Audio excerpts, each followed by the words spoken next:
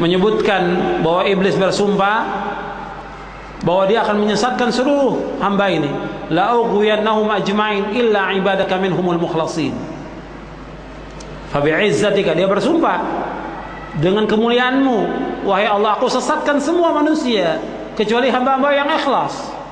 Karena ikhlas adalah orang yang betul-betul ibadahnya semata karena Allah, maka dia terhindar dari godaan syaitan.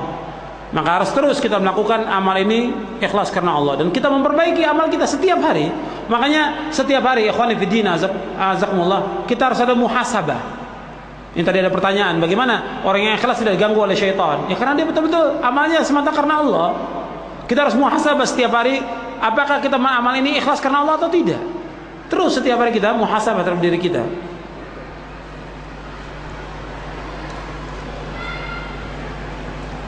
Apabila seorang sholat yang awalnya ikhlas, tapi di pertengahan sholat dia riya, bagaimana tentang amalnya? Kalau riyanya itu bisa dia lawan, dia perbaiki lagi dengan ikhlas, diterima amalnya. Tapi kalau riyanya terus sampai akhir sholat, nggak diterima sholatnya. Itu dijelaskan oleh Syekh Muhammad bin Shalih Utsaimin rahimahullah dalam Majmu' Fatwanya.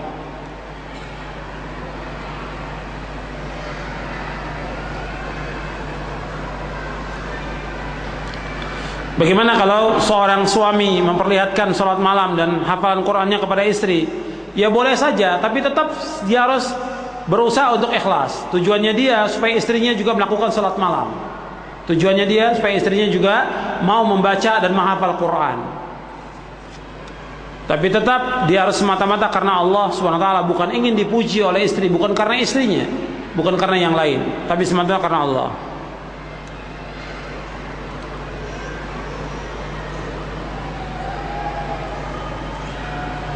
Apakah amal yang riya bisa diterima oleh Allah setelah pelakunya bertobat? Tidak diterima oleh Allah. Kalau dia sudah riya, yang nggak diterima oleh Allah amalnya. Tinggal ketika dia bertobat, dia melakukan amal lagi yang baik. Yang amal yang baik itu yang dia setelah bertobat akan diterima oleh Allah Subhanahu wa taala.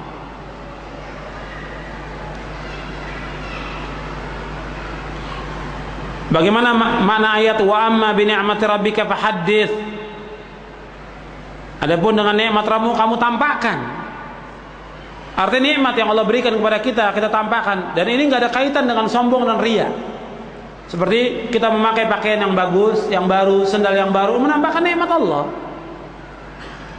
Atau kita mendapatkan rezeki, kita ceritakan kepada teman kita supaya juga dalam rangka syukur kepada Allah kita mendapatkan nikmat, itu boleh. Maunya seorang sudah lama dia tidak punya anak, kemudian dia punya anak, diceritakan kepada teman-temannya, alhamdulillah saya punya anak. Dalam rangka bersyukur kepada Allah. Wa amma bi ni'mati rabbika fahaddits. Dan itu tidak termasuk riya dan tidak termasuk sombong.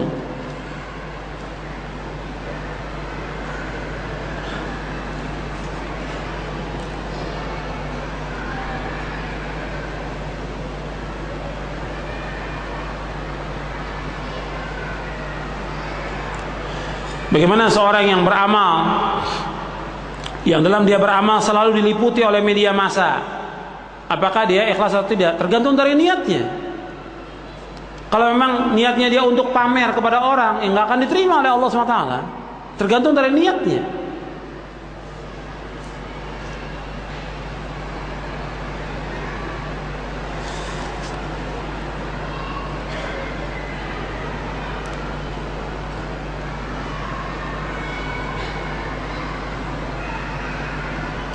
Kalau seseorang dia dagang, kemudian dia selalu bersedekah, dalam sedekah tersebut dia minta diberikan rezeki yang melimpah. Ini orang yang seperti ini mengharapkan balasan dunia. Jadi kita dalam kita melakukan sedekah, tujuan kita untuk mendapatkan ganjaran di akhirat. Kalau orang yang tujuannya untuk mendapatkan dunia, di akhirat tidak dapat apa-apa. Man kana yuridu thawabad dunya fa indallahi thawabud dunya wal akhirah. Barang siapa yang mengharapkan pahala dunia, di sisi Allah pahala dunia akhirat.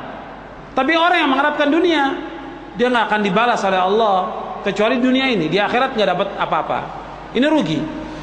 Jadi ikhwan fillah, azakumullah, kita dalam beramal ini harus semata-mata karena Allah.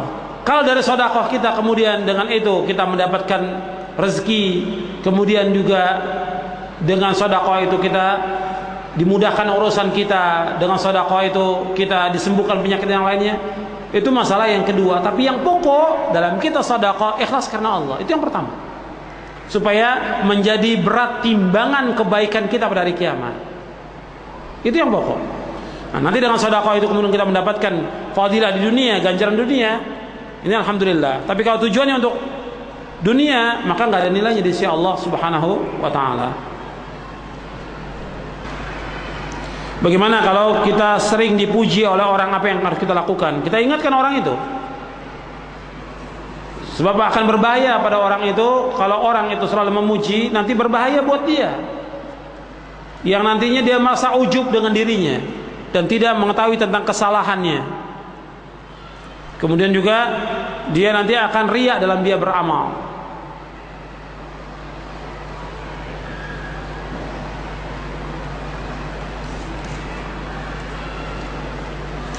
Apa yang sudah tertulis di dalam buku, jadi nggak perlu lagi antum tanyakan, ya. Atau yang sudah saya bahas nggak perlu ditanyakan. Ditanyakan yang betul-betul antum belum paham sehingga bermanfaat dan tidak buang-buang waktu.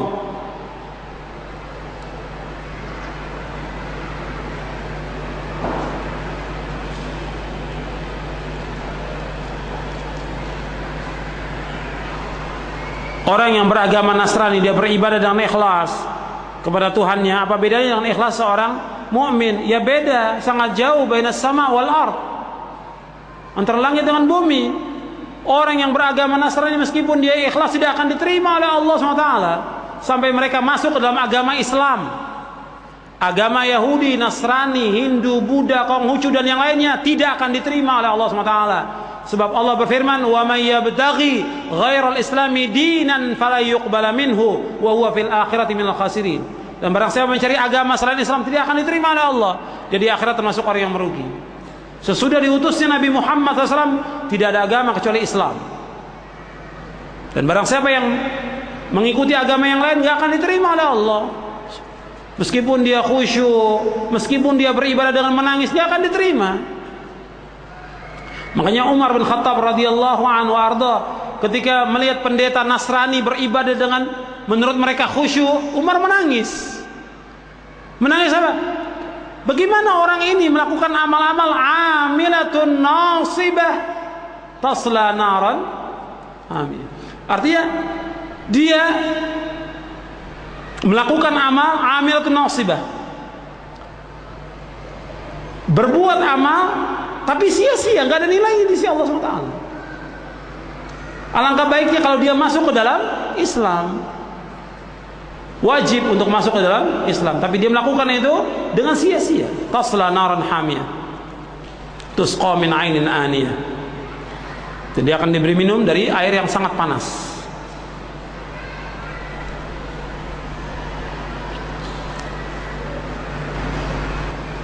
Apakah termasuk riya apabila dia malu pada hatinya ketika dia berbuat salah seperti tertinggal sholat berjamaah? Ini yang ditegur oleh Umamah Al-Bahili ketika melihat seseorang, dia biasanya sholat yang paling depan, suatu waktu dia tertinggal, maka dia ditegur. Artinya dia merasa malu dan tidak mau ketemu dengan orang. Karena apa? Karena dia biasanya sholat yang paling depan. Nah, ini timbul riya. Kenapa? Ternyata di depan itu dia ingin dipuji oleh manusia, dia yang paling pertama. Maka ini termasuk dari perbuatan riya. Jadi tetap kita harus hati-hati bahwa kita melakukan itu karena Allah. Kalau memang terlambatnya karena terlambat yang syar'i, ya biarkan aja, nggak ada masalah. Tapi tetap kita mengharapkan ganjaran dari Allah SWT. Seandainya orang terlambat sholat, yang dia sudah rutin melakukan sholat berjamaah di masjid, kemudian terlambat sampai di masjid sudah selesai, dia mendapatkan ganjaran pahala berjamaah.